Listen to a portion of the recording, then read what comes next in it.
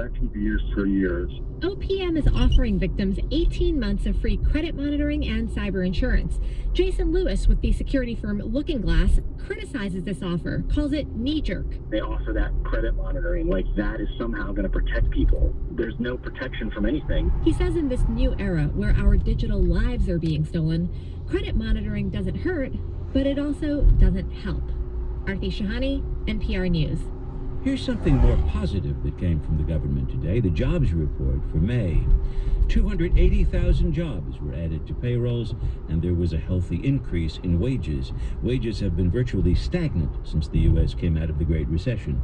Hourly earnings were up by 8 cents in May to an average of nearly $25 an hour. When I get this report, one of the first things I turn to is what's going on with wages. After jobs, those are the two things to look at, and both of them came in better than expected this month. That's Jason Furman at the White House today. He's the president's chief economist.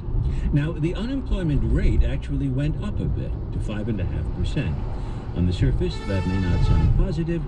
This time it is. When more people are drawn into the labor force, as occurred in May, there are more people working and more people looking for work, and it's a good thing. We saw a big increase in labor force participation, and most of the people coming in got jobs, and that's always good to see. Good to see because things nearly went off the rails in the first quarter. Growth vanished, GDP went negative. Economists say the new numbers put to rest concerns that this weakness could follow us into the summer. And that's welcome because it's the season when hordes of college and high school students are looking for summer jobs. Reporter Kaomi Getz spent some time this week talking with young people who want work, and she found it still tough out there. A dreary chill settled over New York City earlier this week, making it a little hard to think about summer. But the weather didn't dampen the enthusiasm of 16-year-old Jose Moncada. He came to Manhattan's Lower East Side to the Henry Street settlement to register for a summer job. I'm in a program with GCD, and they told me to show you that. Moncada is filling out paperwork in the agency's gym. He'll be one of the nearly 50,000 young people to get a 6-week job through the city's Summer Youth Employment Program. He hopes to get the same job he had last summer, cleaning streets, at the state minimum wage of $8.75 an hour. Having a job, it makes me feel, excited, somewhat. I can put my own money in my pocket instead of asking my parents for money all the time. He's one of the lucky ones. In this summer jobs program, demand way outstrips openings by nearly 3 to 1. And it's not just New York. Nationwide, only about 30% of teens will work this summer. That's slightly up from recent years, but way down from 2000, when 52% of teens worked. One reason for the steep drop is stiffer competition. Professor Ruth Milkman is a labor expert at the City University of New York. So it used to be that minimum wage jobs were mostly for very young people, either teenagers or people just entering the labor market permanently. And what's happened with the deterioration of the wage structure in recent decades is that now more and more working adults are in minimum wage jobs. Drexel University recently looked at this. Ishwar Kadiwada is one of the study's authors. He says teens are losing out in the battle for minimum wage jobs, and that's a bad omen for the economy. The more teens work today, the more likely they will work tomorrow. And Kadiwada says early job experience teaches them valuable skills that help later on. And there's more. Evidence shows that teens, particularly from poor families, who work in summer are more likely to work part-time after summer, more likely to persist and finish high school, and more likely to enroll in college and graduate. Yet only 20% of teens from households making less than $20,000 a year actually get summer jobs. In families making more than $100,000 a year, about 40% of teens work, according to the study. One reason richer kids get jobs? They're more likely to have a car to get to work, and they're more likely to have parents with personal connections to people who do the hiring. Back at the jobs enrollment event, Jose Moncada says that with his summer job, he'll be able to buy his school uniform and sneakers. But with only one parent working, his family of 6 survives on less than $30,000 a year. Moncada says some of his paycheck goes to helping out. Always, go to the store and get the food that we need for the house, such as milk, cereal. And that makes him feel good. He also has his sights on a future medical career.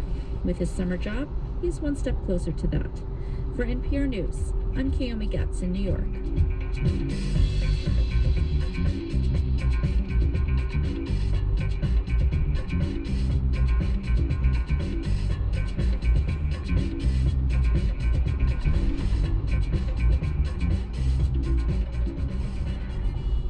This is All Things Considered on WNYC. Republican John Kasich has been spending time in New Hampshire touting his record as the governor of Ohio. Over the period of the 4 years, we went from $8 billion in the hole to $2 billion in the black, the largest tax cuts in America, bar none. Kasich is weighing whether to get into the already crowded 2016 presidential field. More on that story coming up.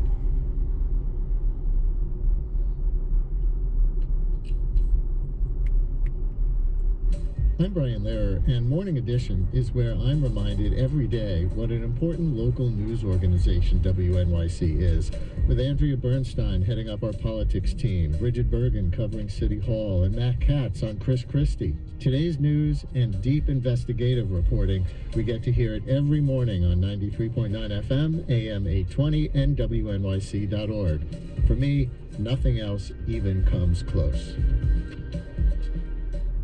WNYC receives support from Geico, offering auto insurance coverage for cars, trucks, or SUVs, and providing 24/7 customer service.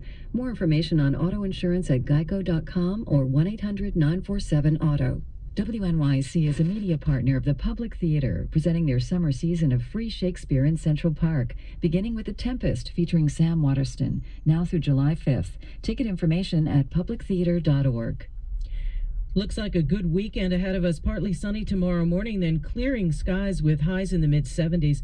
For tomorrow night, clear and beautiful with lows in the mid-50s. And for Sunday, sunny and pleasant with highs in the lower 70s. This is WNYC. From NPR News in Washington, I'm Nancy Lyons. Federal juries in Boston have sentenced 2 college friends of marathon bomber Dzhokhar Tsarnaev. Ann Mostu of member station WGBH reports they'll serve time for helping Tsarnaev conceal evidence after the bombings that killed 3 and wounded more than 240. The 2 former University of Massachusetts students, Azamat Tajayakov and Rebel Philippos, have been sentenced to 3.5 years and 3 years, respectively. Tajayakov was charged with obstruction of justice and conspiracy for removing a backpack and laptop computer from Dzhokhar Tsarnaev's dorm room. He choked back tears as he apologized to the city of Boston and to his family. And Philippos chose not to speak before he was sentenced for lying to investigators about his whereabouts. Both men have been in jail for more than 2 years, and that time will be applied to their sentences. For NPR News, I'm Ann Mostu in South Boston. A government watchdog says Social Security overpaid disability beneficiaries by nearly $17 billion over the past 10 years. The Inspector General for the agency says payments went to people who earned too much to qualify for benefits, to those who were no longer disabled, and even to those who had died. The May jobs report shows better than expected gains, with 280,000 jobs added to non-farm payrolls. That's the largest gain since December. Hourly earnings were up 8 cents. Gus Fauché with PNC Financial Services says today's report shows the economy is back on track. It's a good, solid report. I think that this is the kind of report we're looking for. I think we'll continue to see job growth of 250,000 per month through the rest of this year, and that the job market is looking pretty solid. Today's numbers, coupled with strong May auto sales and manufacturing data, suggest the economy is gaining some traction after a slow start to the year. On Wall Street, the Dow finished 56 points lower. The S&P lost 3. This is NPR. This is WNYC in New York. I'm Carrie Nolan. Mayor Bill de Blasio appeared live on WNYC's The Brian Lehrer Show this morning to address policing and a rise in the city's murder rate. Though crime citywide has declined in the past year, the murder rate has risen 20%. I don't think our public discourse is that healthy on some of these issues. I think we need to look at the overall situation and look at the things we need to do to make ourselves safer. De Blasio said there's still more to be done to reduce citywide crime, but the strategy should not be to return to stop and frisk policing, which he called a step backward. The fiery head of the Patrolmen's Benevolent Association will keep control of the city's largest police union. WNYC's Robert Lewis says the election wasn't even close. the 23,000 members of the PBA have re-elected Union President Patrick Lynch to another 4-year term. 70% of the ballots cast were for the brash union boss, who first won the presidency in 1999. Since then, he's been a vocal presence in city politics, clashing with mayor after mayor. Last year, he accused Mayor de Blasio of having blood on his hands after the death of 2 police officers. But his aggressive style has rubbed some the wrong way, and the union has been without a contract for 5 years. This was Lynch's first contested election in more than a decade.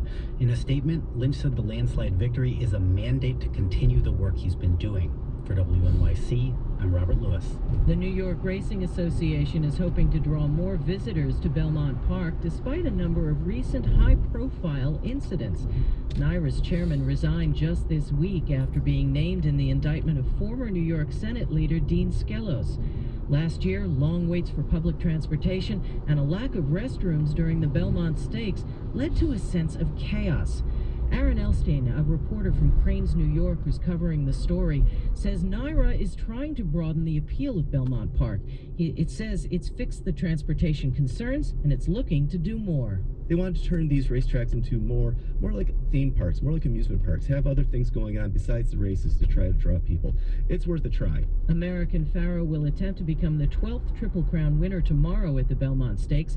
Tickets are capped at 90,000 people to prevent overcrowding. We'll have mostly cloudy skies for this Friday with lows around 60 for tomorrow. Partly sunny in the morning, clearing in the afternoon, highs in the mid-70s. Right now it's 64 degrees in New York City. You're listening to WNYC. Support for NPR comes from WNYC members and from State Farm, providing insurance solutions for auto, home, and life, and offering a variety of banking products. Agent locator and quotes are available at statefarm.com. State Farm, get to a better state. And Lumosity, offering a 10-minute fit test to challenge memory, attention, and problem solving, with brain games to calculate baseline scores and build a personalized brain training program. Performance can be compared to global averages. Learn more at lumosity.com. This is All Things Considered from NPR News. I'm Robert Siegel. And I'm Audie Cornish. At the beginning of the year, the FBI announced that there were open investigations into supporters of the self-proclaimed Islamic State, or ISIS, being conducted in all 50 states. Nearly every month seems to bring new cases and new arrests. Just this week, police officers in Boston shot and killed a man they say was a religious extremist. They say he was radicalized by following ISIS on the internet. So how big is the ISIS problem in the U.S.? We wanted to try to quantify it. NPR has been compiling all the known U.S. cases with an ISIS link and analyze them. NPR's counterterrorism correspondent Dina Temple-Raston is here to discuss what we discovered. Dina, welcome to the program. Thank you. Dina, give us an idea of the scope of the ISIS problem in the United States. Well, the FBI director, James Comey, was the one who said at the beginning of the year that there was an open ISIS investigation in every single state. And that's what really generated this analysis. While it seems there are new cases almost every week, in fact, there are only 65 people who've been formally charged with some sort of ISIS-related crime over the last couple of years. And those cases are in just 17 of the states. Now, it's possible that there are some other cases that are still under seal, and that's why we haven't heard about them. But still, the number of states that have actually had enough evidence to bring a case is still relatively small. Are there particular ethnic groups traveling to meet up with ISIS, or people who are from particular regions? I think what surprised me most about the data was that the people who are suspected of having wanted to travel to Syria to join ISIS really defy any sort of categorization. They come from a range of cultural, ethnic, educational, and even religious backgrounds. In Colorado, the only ISIS cases we know about involve teenage women. In Minnesota, 16 young men have been charged, and nearly every one of them is a Somali in his 20s. 16 from Minnesota, why is that? Well, the Twin Cities has a bit of history with these so-called travelers. Starting back in 2006, a lot of young men from the Somali community began traveling to Somalia to fight with a group there called Al-Shabaab. And at that time, the motivation was to go there to fight an invading Ethiopian force. Some returned, some were jailed, and some stayed in Somalia and now have reached back to cousins or school buddies in the Twin Cities and have encouraged them to join ISIS instead of Shabaab. So that's why the Minnesota numbers are so big. So what was the biggest takeaway from the analysis? I think the biggest takeaway for me was how few of these cases actually talk about attacking the U.S. directly. The